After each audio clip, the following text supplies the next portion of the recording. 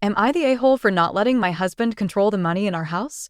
My husband and I have been married for over a year, and he knows what I make hourly, but I don't just hand money over to him. Backstory: 10 years ago, my kid's dad took control of my bank account and income, spent my savings, and gave me an allowance of $50 a week from my check. This had to cover gas, groceries, and diapers. I gave birth to our second child a year and a half later and would walk to the store so I would have gas for work. One day, I had to make a decision on buying diapers for my oldest or my newborn. I cried in the diaper section because I couldn't believe my life had gotten to this point. I'll never forget the kind person who purchased the diapers for my children and gave me extra money to hide. When I had gotten home, I was belittled and accused of stealing money to buy so much. When I explained $50 a week for 4 of us including diapers wasn't enough, he told me to figure it out. I asked for $100 a week. Eventually, I convinced him to allow me more money. 3 months later, I left and swore I'd never allow another man to do that again. Present day 10 years later, my husband was fully aware that I came with about $18,000 in credit card debt. I've successfully paid almost all of it in full in 2 years. Made it possible by not having my own house, leech of an ex with 4 kids and no utilities. I'm responsible for groceries for our family of 5, phone bill for us, and car insurance. I have my car payment and 1 credit card. My husband pays the utilities and house payment. We recently purchased a new to us camper, and he took a loan on it and put the money I got from my totaled camper in the bank, so he has that as well as his vehicle payment. He says I should be giving him $300 or more a month for savings and to help with the utilities, and I won't. If something happens to him, I can't access that account to pay bills, etc. I don't believe I'm on his account at all. I opened an account 5 months ago and have $250 a check placed into it for safekeeping. I also must get school supplies, kids' clothes, etc. His ex-wife split the cost 50-50 for their daughter, but my ex and I are not on those types of terms. My husband gets huffy that my situation is not like his, but I told him it is what it is. Every pay period he will ask me for money for utilities, and I brush it off or say, if you buy groceries, sure.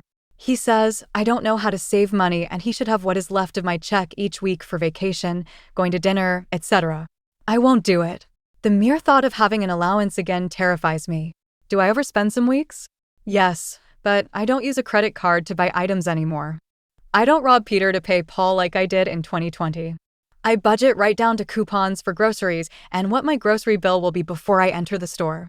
He says I need to trust him and let him hold on to all of our money together because his savings account is my savings account also. I just can't bring myself to do this unless I can have full access to the account as well. I don't see that being an option. He recently sold a vehicle and put $16,000 in the savings and gave me $1,000 to spend on whatever I wanted to. So I put $200 in the bank, bought my kids each 1 Christmas gift early at a friend's house so I don't hand it over now.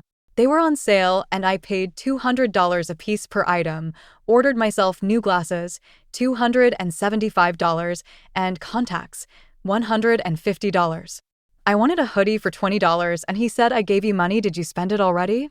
I said kind of. He knew what I did with it, and he said he wasn't buying the hoodie because I'm irresponsible with money and he should have never given me the $1,000 and asked for receipts on everything I bought. He knew I went to the eye doctor, he knew how much I paid, and he knew about the gifts I got now because I saved more than I spent on the Christmas gifts.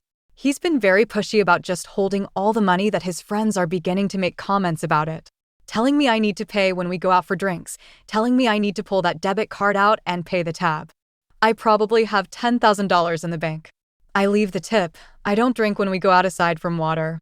Occasionally we'll have a sipper, but I won't risk a DUI. I tip because the bartenders are usually really good making sure my water is full all the time and I never go without it. So I take care of them. Am I the a-hole for not letting my husband have control of all the money? Edit. I want to be clear, the debt I acquired and had when we moved in together was from a past relationship, taking a huge pay cut and COVID. During COVID, it killed my income. I hardly worked and was continuing looking for work while homeschooling both my kids.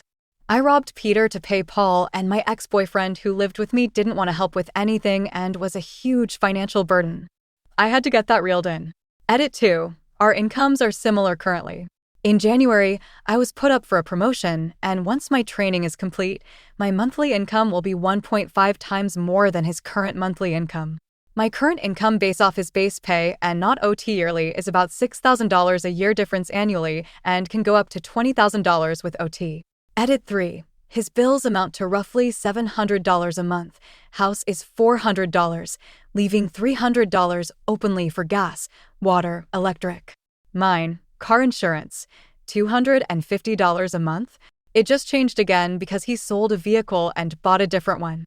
Last month, it was $337. Phone is a little over $264.03, includes internet, groceries, which range weekly from $200 to $400 a week depending on produce, meat purchasing, etc., which is a big reason why I haven't been helping with household bills. I also pay for all streaming services, which can be ridiculous too. AITAH has no consensus bot. OOP was NTA. Additional information from OOP on the finances towards mortgage, bills, etc. OOP, when we agreed to move in together and I gave up my rental home, he paid for everything so I could pay the debt off and purchase a vehicle. I couldn't afford the car payment prior to moving in any longer, so I sold it back to the dealership. I borrowed a vehicle from my sister for 4 months till I got some of my stuff paid down and bought a new car with a lower payment.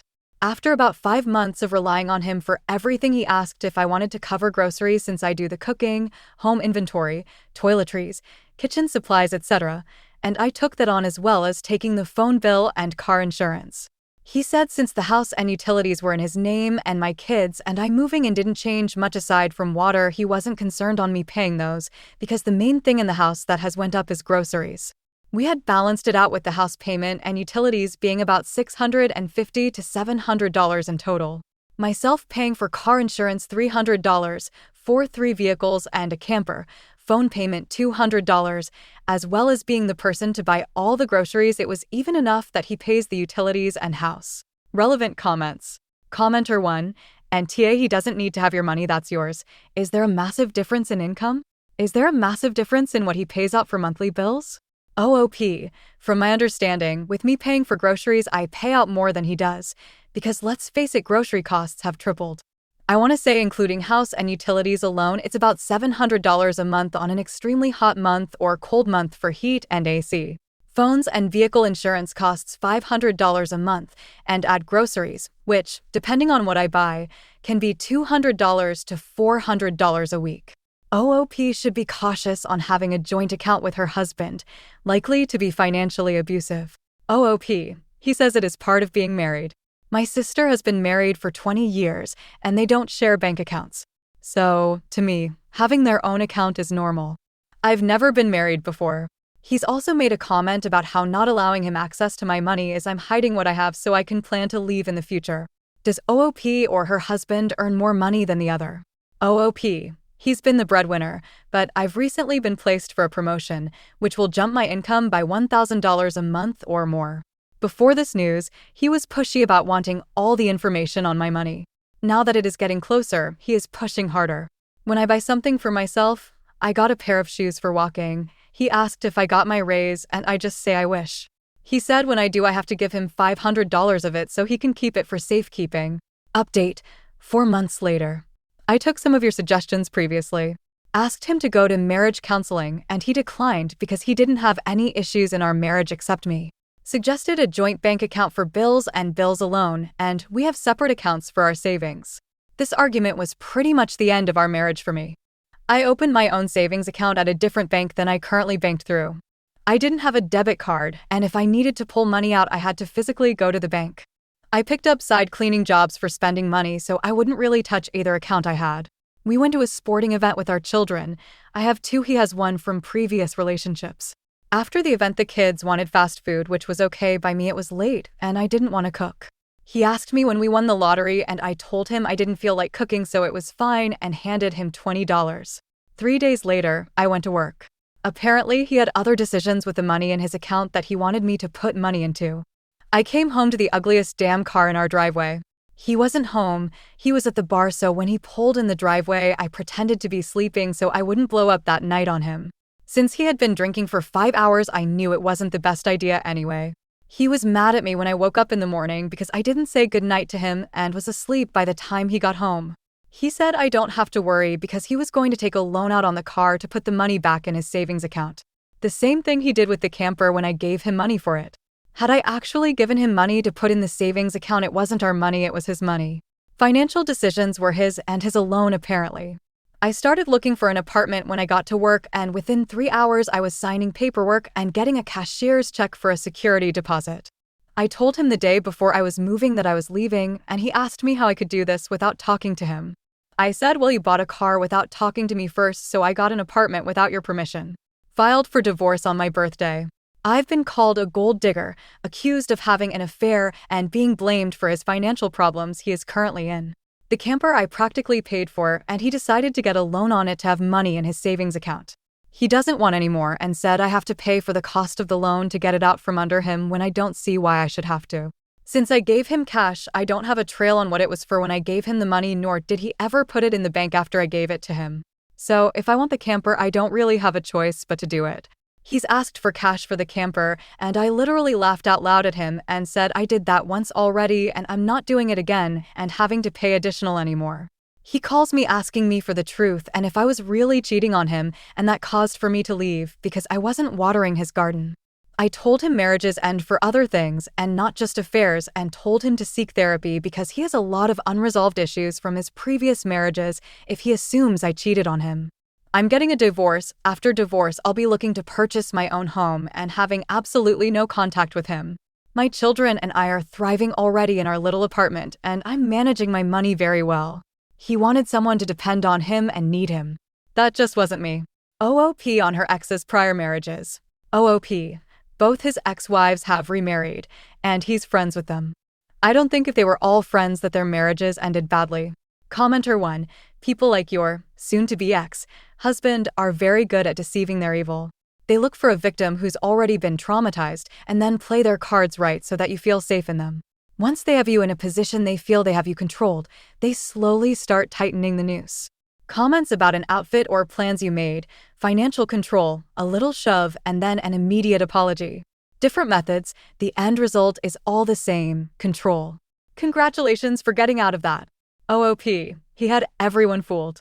My friends would call him and ask for permission for me to go places with them and not mention it to me first, so it would be a surprise after a while so I could escape. The weight that lifted off my shoulders once everything was in my apartment was breathtaking. He kept saying in the beginning, all I wanted was freedom, so I would text him the definition of what it meant and said, yes, it's nice to no longer be in prison.